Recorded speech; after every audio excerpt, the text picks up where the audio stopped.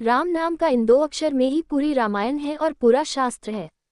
पुराणों में लिखा है कि ज्ञान, कर्म, ध्यान, योग, तप आदि सभी कलयुग में व्यर्थ सिद्ध होंगे, परंतु राम नाम का जप ही लोगों को भवसागर से पार ले जाने वाला सिद्ध होगा। वेद, पुराण और अन्य शास्त्रों से भी बढ़कर है 2 अक्षरों वाला राम का नाम। राम नाम के 2 सुंदर अक्षर सावन भादो के महीने हैं। इस नाम की ही महिमा है कि जिसे सभी देवी और देवता जपते रहते हैं। यही नहीं, जिस नाम की महिमा का वर्णन शिवजी से सुनकर माता पार्वती भी उनका नाम जप करती हैं। जिनके सेवार्थ श्री शिवजी ने हनुमान जी का अवतार लेकर वे राम का नाम ही जपते रहते हैं। ऐसे प्रभु श्री राम का नाम लिखना, बोलना भवसागर से पार तो लगाता ही है, साथ ही यह भक्तों को समस्त प्रकार के दैविक एवं भौतिक तापों से मुक्ति प्रदान करता है। रामचरितमानस में तुलसीदास जी ने राम नाम की महिमा का कई जगहों पर वर्णन किया है। राम नाम की औषधि खरी नियत से खाया, अंगरोग व्यापे नहीं महारोग मिट जाए। अर्थात राम नाम का जप एक ऐसी औषधि के समान है जिसे अगर सच्चे हृदय से जपा जाए तो सभी आदि व्याधि दूर हो जाती है, मन को परम शांति मिलती है। राम नाम की महिमा का प्रसंग, ये तो सभी जानते हैं कि राम सेतु के निर्माण के समय हर पत्थर पर राम नाम लिखा जा रहा था और हर कोई राम नाम का जयघोष कर रहा था, जिसके चलते राम का काम बहुत ही आसान हो गया। राम के नाम लिखे पत्थर जब तैरने लगे तो प्रभु श्री राम भी आश्चर्य में पड़कर सोचने लगे। उन्होंने सोचा कि जब मेरे नाम लिखे पत्थर तैरने लगे हैं तो यदि मैं कोई पत्थर फेंकता हूँ समुद्र में तो उसे तैरना चाहिए। मन में यही विचार करके उन्होंने भी एक पत्थर उठा लिया जिस पर राम का नाम नहीं लिखा था और उसे समुद्र में फेंक दिया, लेकिन वह पत्थर डूब गया। भगवान श्री राम आश्चर्य में पड़ गए कि आखिर ऐसा क्यों हुआ। दूर खड़े हनुमान ने ये सब देख रहे थे और तब उन्होंने प्रभु श्री राम के मान की बात जानकर उनके पास पहुंचे और कहने लगे कि हे प्रभु, आप किस दुविधा में हैं।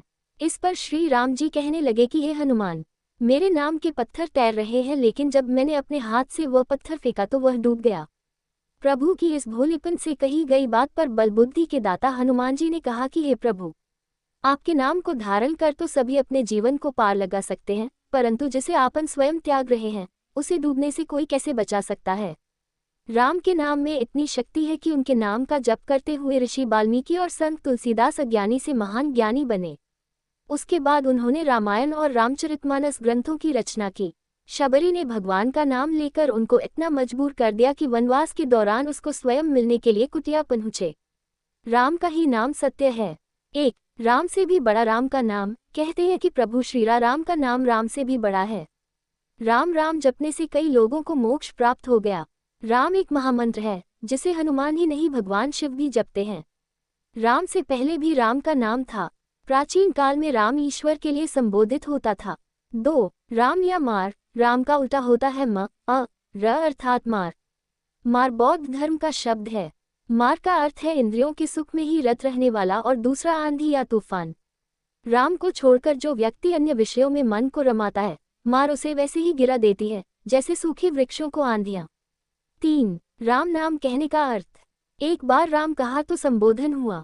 राजस्थान में कहते हैं राम सा, आपके सारे दुख हरने वाला सिर्फ एकमात्र नाम है, हे राम। 2 बार राम कहा तो अभिवादन हुआ।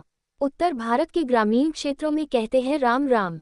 3 बार राम कहा तो संवेदना हुई, जैसे ये क्या हुआ राम राम राम। 4 बार राम कहा तो भजन हुआ। 4 तारनहार राम का नाम जपने वाले कई संत और कवि हुए हैं, जैसे कबीरदास, तुलसीदास, रामानंद, नाभादास, स्वामी अग्रदास, प्राणचंद चौहान, केशवदास, रैदास या रविदास, दादू दयाल, सुंदरदास, मलुकदास, समर्थ रामदास आदि। श्री राम जपते हुए असंख्य साधु संत मुक्ति को प्राप्त हो गए हैं।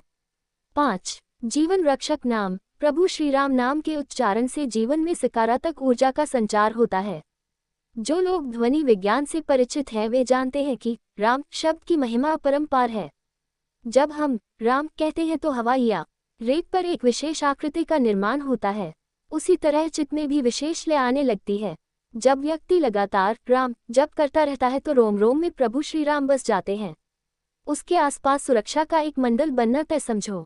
प्रभु श्री राम के नाम का असर जबरदस्त होता है।